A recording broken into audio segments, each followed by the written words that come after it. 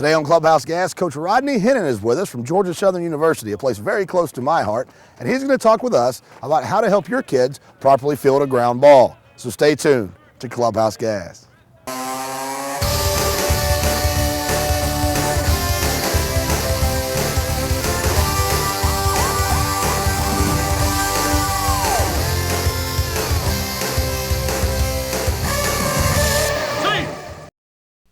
The toughest ball to field actually is the ball hit right at you.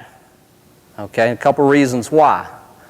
You know, a lot of times we have a tendency to freeze on that ball, but I think more so than not, that ball that's hit right at me, a ball that's hit to my left or to my right, I'm able to gauge those hops, the speed of that ball, and where that ball is hopping a little better from an angle than I am that ball that's hit right at me. All right, that's a tough thing to do. All right? And we want, as an infielder, we're gonna have some plays, we're gonna have balls that we can field at the top of the hop, balls on the way down, short hops, and of course the ball is just gonna hug the ground. The hop we have to avoid is the up hop, the ball that handcuffs us. All right, we get that up hop, and if you're an infielder, we've all been there. All right, that ball that cuffs you, the ball that's kind of accelerating on the way up, we've got to avoid that.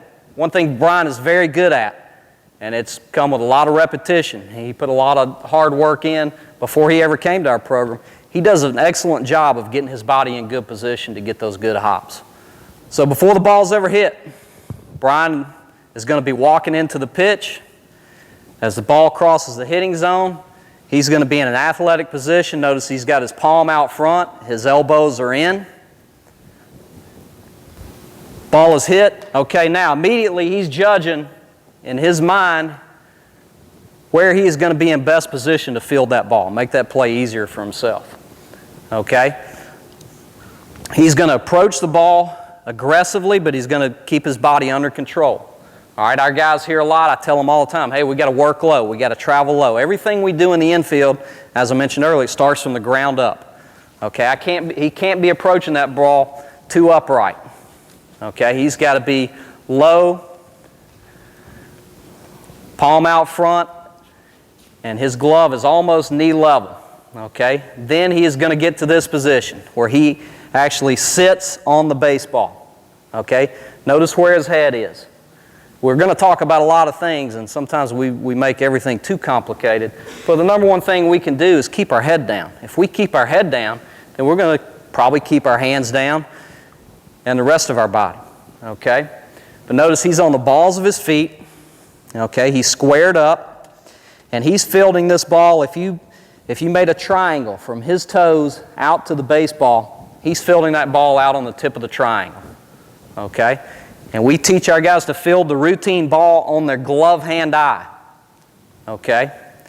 The reason we want to do that, a common mistake, sometimes we can overrun a ball and lose it in transition. Okay? The other thing that's more natural, my glove's already on my left hand to be right out front here as opposed over to the other side of my body. Secondly, if I were to get a bad hop, notice his shoulders are squared up to the baseball. If that ball were to come up on him, he's got a chance of taking that ball off the chest, picking it up bare hand, and still making a play. Okay? Now the other thing, by being low, all right, notice Brian's bending at the knees and he's bending at the waist. A lot of times when infielders get tired, and I'll notice if we've been taking fungos for a few minutes, they have a tendency to get a little lazy and start working too high on the baseball. Maybe just bending at their waist and not bending at the knees quite enough. Okay? If I simply bent at the waist, look where my hands are here as opposed to using my legs and bending at my knees. All right? I can give with the ball a little bit more from out front. His eyes, Brian's eyes are down here on the same plane as the baseball right here. Now, at the point of fielding that ball, notice his top hand. He's going to catch the ball right in the palm of his glove, top hand in, and he's going to give a little bit, all right? He's not going to fight that baseball. We're going to give in the same direction that ball's coming. All right, that's where you hear soft hands a lot of time. We don't want to be stiff and rigid. We want to be relaxed. We want to give with that baseball, funnel that ball a little bit in toward our belly area, and then from there, he's going to step through, take his glove and throwing hand to his throwing shoulder, separate, and now that front side that we talked about earlier when we're warming up should be right in line with his first baseman if we're throwing across the diamond.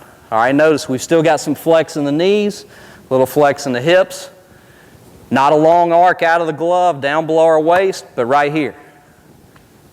Okay, he's in great position to throw. He would complete the throw and then follow his throw. Okay, now I'm just going to roll a few balls to Brian now, and we're going to tie it all in together here. Like I said, you've heard a lot of talking. Now you can kind of see it in action a little bit.